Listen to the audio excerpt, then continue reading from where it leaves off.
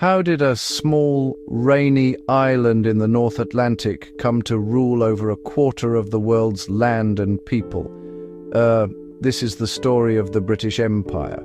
It is a tale of ambition, exploration, and immense power that unfolded over several centuries. The empire began with tentative steps in the late 1500s. English ships set sail to find new trade routes and resources. From these early voyages, an enormous global network would grow. It would reach its peak in the late 19th and early 20th centuries, becoming the largest empire in history. This story is not just about maps and dates. It's about the very forces that have shaped the modern world we live in today. The British Empire's timeline stretches from the age of sail to the era of space travel. It spans roughly from the late 16th century, during the reign of Queen Elizabeth I, to the mid-20th century, when its flags were lowered across the globe. Over these 400 years, Britain established colonies, trading posts and dominions on every continent. It was an empire so vast that people famously said, the sun never sets on it. This was literally true. At any given moment, day or night, somewhere in the world, the sun was shining on a territory under British control, from the Caribbean islands to the vast plains of India and Australia. Understanding this empire is crucial because its influence is still all around us. The English language, which you are hearing now, became a global language largely because of the empire. Legal systems of many nations, United States, Canada, Australia, India. The way our global economy is structured, with its intricate networks of trade and finance, has deep roots in the imperial system. Even the sports we play, like cricket, football, were spread across the world by British soldiers, administrators, and settlers. The empire's legacy is woven into the fabric of our daily lives. In this account, we will journey through the empire's dramatic history. We will explore its incredible size and the key figures, like Queen Victoria, who became symbols of its power. We will examine the drivers of its growth, particularly the pursuit of trade and wealth. We will also look at the conflicts and wars that were necessary to build and maintain such a vast dominion. Finally, we will consider the complex and often controversial legacy it has left behind. This is a story of how a single nation made the modern world, for better and for worse, and why its past continues to shape our present and future. At its height around the year 1920, the British Empire governed nearly 460 million people. This was about 1/4 of the world's total population at the time. The sheer scale is difficult to comprehend. The empire controlled a staggering 13.7 million square miles of territory. This was more land than is covered by the continent of Africa. This immense size was a central feature of its identity and its power. It was an empire of incredible diversity, encompassing hundreds of different cultures, languages, religions. To manage such a vast and varied collection of territories required a unique combination of naval might, administrative skill, sheer force. A key figure who came to personify the empire was Queen Victoria. Her long reign, from 1837 to 1901, is often called the Victorian Age. In 1876, she was declared Empress of India. This title cemented the link between the monarchy and the empire. For millions, Queen Victoria was the ultimate symbol of imperial authority and stability. Her image appeared on coin stamp statues. The engine that drove the empire was trade. From the very beginning, the quest for economic advantage was a primary motive for expansion. British merchants sought valuable goods like spices, tea, sugar, cotton. Companies such as the East India Company were granted royal charters, giving them monopolies. These companies grew so powerful they acted like states with their own armies and administrations. The wealth generated from this global trade flowed back to Britain, financing the Industrial Revolution and funding further imperial expansion. The empire was in many ways a vast economic machine designed to enrich the metropole. However, building and holding this empire was not a peaceful process. It was a story defined by conflict. The British fought major wars against their European rivals like Spain, the Netherlands, France. Within the colonies, conquest often involved brutal wars against local populations. Maintaining control also required suppressing rebellions, such as the Indian Rebellion of 1857. The history of the empire is therefore also a history of warfare, conquest, resistance, violent imposition of power across the globe. Table of Contents, Part 2, Act 1, Early Expansion, The Call of the Sea, England's First Steps, New Worlds, New Settlements, the rise of the East India Company rival empires, and the scramble for power. The story of the British Empire begins not with armies marching, but with ships sailing into the unknown. In the late 1500s, England was a relatively small player on the European stage. Its neighbours, Spain and Portugal, had already carved out vast empires in the Americas and Asia, growing fantastically wealthy from gold, silver, spices. Inspired by their success and driven by envy and ambition, English sailors began to venture far beyond their home waters. These early explorers, men like Sir Francis Drake, Sir Walter Raleigh, were part naval officers, part pirates, part adventurers. Their initial voyages focused on raiding Spanish ships, raiding Spanish settlements, a practice known as privateering, unofficially encouraged by the Crown. As the 17th century dawned, England's focus shifted from raiding to settlement. The dream was no longer just to seize Spanish treasure, but to create permanent English communities in the New World. North America, a vast and seemingly empty continent, offered the perfect opportunity. In 1607, the Virginia Company, a joint stock company chartered by King James I, established Jamestown. This was the first permanent English settlement in North America. While settlers were building new societies in the Americas, another form of British expansion was taking shape on the other side of the world. The focus here was not on land or settlement, but purely on trade. The prize was the immense wealth of the East Indies, a region famous for its highly sought-after spices like pepper, cloves, and nutmeg. To break into this lucrative market, which was dominated by the Portuguese and the Dutch, a group of London merchants formed a new enterprise. On December 31st, 1600, Queen Elizabeth I granted a royal charter to a company with a long name, the Governor and Company of Merchants of London Trading into the East Indies. It would become known simply as the East India Company. The expansion of England's influence did not happen in a vacuum. The 17th and 18th centuries were an age of intense competition between the major European powers. England was just one of several nations scrambling to build a global empire. Its main rivals were Spain, the Netherlands, and above all, France. Each of these nations was building its own network of colonies and trading posts across the Americas, Africa, Asia. This global rivalry meant that the expansion of empire was a constant struggle for dominance, fought not just in the halls of diplomacy but on the battlefields and the oceans of the world. Control of key trade routes and resource-rich territories was the ultimate prize. The 19th century was Britain's century. It was a period of unprecedented power and global dominance, an era when the empire expanded at a dizzying pace.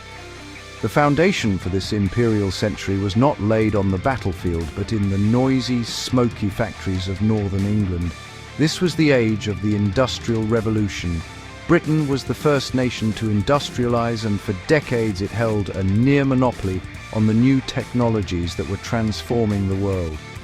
Steam engines, mechanized looms, advanced iron-making techniques gave British industry an immense competitive advantage. Britain became known as the workshop of the world, textiles, machinery, railway equipment for a global market. If industry was the engine of the empire, the Royal Navy was its shield and its sword. Rule Britannia! Britannia rule the waves. It was a statement of national strategy. Following its decisive victory at the Battle of Trafalgar in 1805, French fleet, Spanish fleet, the Royal Navy then enjoyed a century of virtually unchallenged supremacy on the world's oceans. No other nation could match the size, quality, experience of the British fleet. This naval dominance was the ultimate guarantor of the empire's security and the key to its continued expansion. Of all the territories within the vast British Empire, one held a special place. India was more than just a colony. It was an empire in its own right. Immense wealth, ancient cultures, enormous populations. By the 19th century, it had become the centerpiece of the entire imperial system, the jewel in the crown. The story of how a private trading company came to conquer this vast land is one of the most remarkable and ruthless episodes in the empire's history. Mid-18th century, the Mughal Empire began to weaken and fracture. The East India Company, sensing opportunity, transformed from trading firm to military and political power. Company troops drill and fight with European officers. It intervened in power struggles between rival Indian princes, lending well-drilled European-led armies to one side in exchange for territory and trading rights. 1757, Company's victory at the Battle of Plassey, led by Robert Clive. That victory secured control over wealthy Bengal. It marked the beginning of wide territorial conquest. Over the next century, direct warfare, diplomatic intrigue, unequal treaties. The company steadily expanded its control across India. For centuries, Europeans had known Africa as the Dark Continent, a place whose interior was largely unmapped and unknown. Their presence was confined to a few trading posts and forts along the coast. All of this changed dramatically in the last quarter of the 19th century. In a sudden and frenzied burst of imperialist competition, the major powers of Europe raced to carve up the entire African continent among themselves. This period, from roughly 1880 to the start of the First World War in 1914, is known as the Scramble for Africa. Britain, with its existing footholds in the south and north, was a leading participant in this aggressive partition. The motives for this sudden scramble were complex. Strategic concerns played a major role. Britain, for example, occupied Egypt in 1882, primarily to secure the Suez Canal. Economic interests were also important, with explorers and businessmen dreaming of the continent's untapped mineral wealth and agricultural potential. Figures like Cecil Rhodes, a mining magnate and ardent imperialist, envisioned a British-controlled Africa rich with gold and diamonds. He dreamed of a Cape to Cairo railway line, linking a solid block of red-coloured British territories from the southern tip of the continent to the Mediterranean Sea. The beginning of the 20th century, the magnificent edifice of the British Empire began to show serious signs of strain. The confidence and optimism of the Victorian era started to fade, replaced by a growing sense of anxiety, economic competition from Germany, economic competition from the United States, the immense cost of policing a global empire, the burden of maintaining the world's largest navy, placing a heavy burden on the British taxpayer. The empire that had once been a source of immense profit was becoming an expensive liability. In this climate of rising tension, the world plunged into the First World War in 1914. The Great War, 1914-1918, was a cataclysm that changed the world forever. The British Empire was at the heart of it. Britain called upon the human and material resources of its global possessions. Canada, Australia, New Zealand, India, African territories. They fought and died in the trenches of the Western Front, in the deserts of the Middle East, at Gallipoli. While the world wars exhausted Britain's ability to hold its empire, the desire for independence within the colonies was growing stronger than ever. Nationalism, self-determination, liberty, often learned in British-style schools and universities, taking deep root across Asia and Africa. A new generation of charismatic and determined nationalist leaders emerged: Mahatma Gandhi, Jawaharlal Nehru, Kwame Nkrumah, Jomo Kenyatta. They organized political parties, they led protests, and they articulated a powerful vision of freedom from foreign rule. The winds of change, as a later British Prime Minister would call them, were beginning to blow. The first and most significant domino to fall was the jewel in the crown itself. In India, the long struggle for independence, led by the Indian National Congress, reached its peak after World War II. Mahatma Gandhi's strategy of non-violent civil disobedience, or satyagraha, captured the world's attention. It made it increasingly difficult for Britain to justify its rule. The post-war Labour government in Britain, facing economic crisis at home and mounting pressure abroad, accepted that independence was inevitable. In 1947, British rule in India came to an end. The subcontinent was partitioned into two independent nations, India-Pakistan. The partition was accompanied by widespread violence and mass migration. The independence of India sent a powerful signal across the globe. The process of decolonisation gathered pace.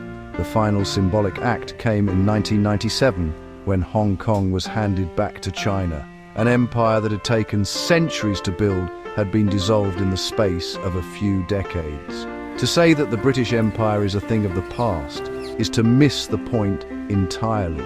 While the formal structures of rule are gone, its legacy is all around us.